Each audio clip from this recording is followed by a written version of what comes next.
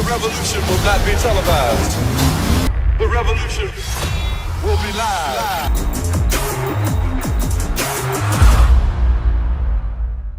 Great things, my fellow warriors, boy Meckanimal, and it's been quite some time. I felt that I will share with you guys this pleasant surprise that I've observed lately, and it is that I've been able to maintain my cardio.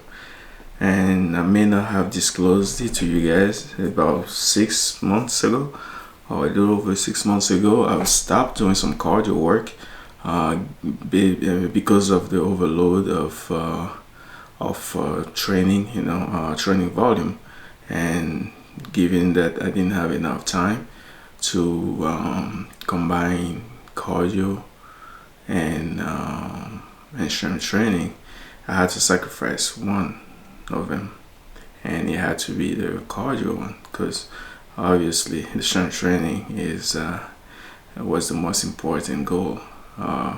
It's still the most important goal at the moment, but I still managed to stay active.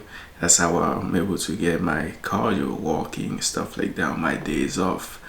But it was a pleasant surprise to realize that my cardio was still intact, and I would even dare to say that it has increased, because in spite of not doing cardio for that long, I got on an elliptical, which I'm not accustomed to. Back in the days, I've only been doing running and biking, as a form of cardio. Mostly biking during the first half year of the journey so far, using the conjugate. And after a year, I kind of fell off and just focused solely on strength training, because I didn't have time anymore. Work, family, and everything else. And fast forward now, I decided to resume my cardio work, and it was interesting to see that it was very easy. I got on the treadmill, on the elliptical. I dialed in a resistance of 12-13, and I barely tipped my heart rate into the aerobic spectrum. It was around 100. At the most, it will go to 120. Yeah, by the end of the 30 minutes or even an hour of similar pace. 13, 12 is about half of the maximal resistance on the elliptical, if I recall. And that should have been able to at least boost my heart rate in the mid-range, to about at least 65 to 70% of a maximal heart rate, which was not the case. It was, like I said, barely in aerobic, if not in the warm-up zone. Like anything less than 100 would still be somewhat mild, in terms of cardio pressure applied to my body, to my system. So yeah, that was that. I'm actually looking forward to eventually get back into running, and I will actually be sure that my assumption of having preserved my cardio was the right one. And now back to what I believe is the reason why I was able to maintain my cardio or even make it better.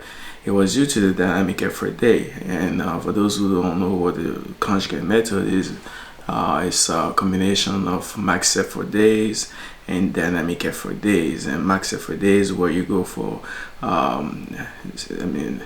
maximal effort, like the name implies. You push to the maximum limit, to the 1 repetition max.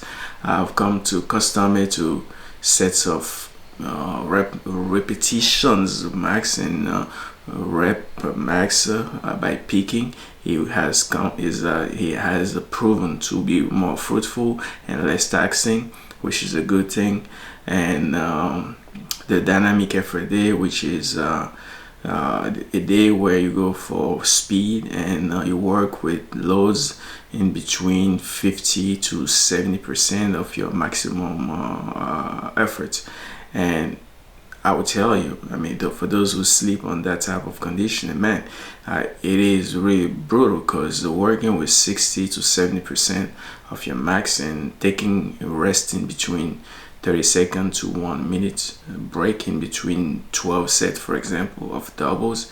That's brutal cardio. I've experienced some mild headache at times, and that would be attributed partly to being congested. I've had to be dealing with some allergies to dust, and that alone can be an annoyance right there.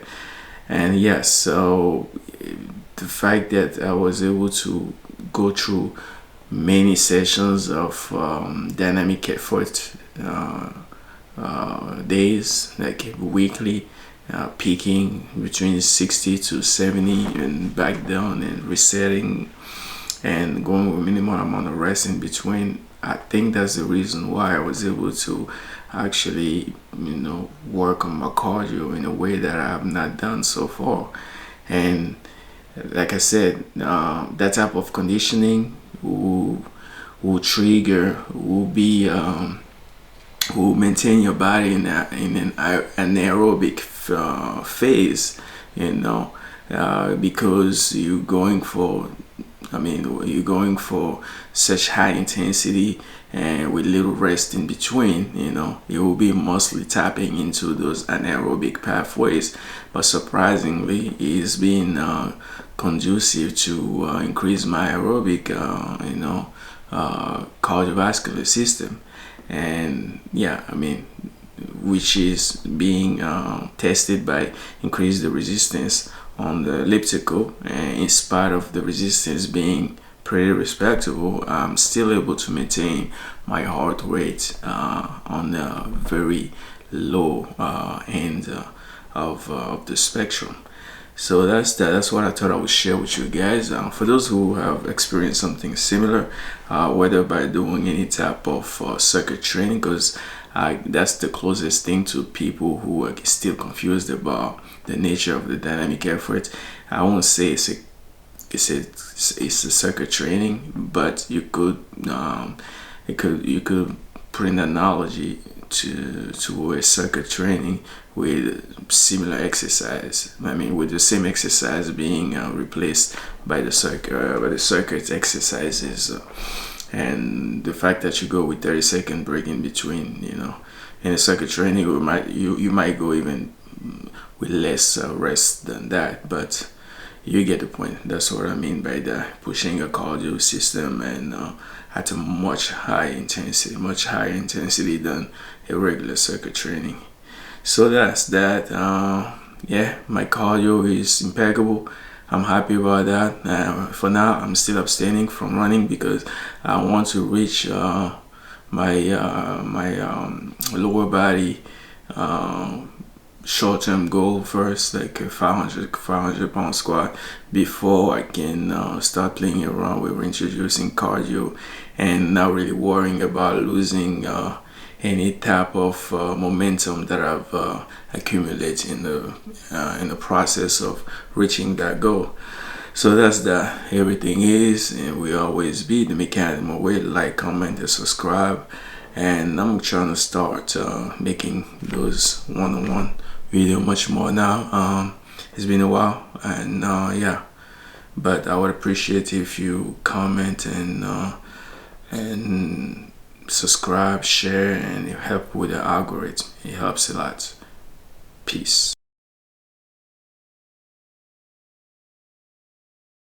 The revolution will not be televised.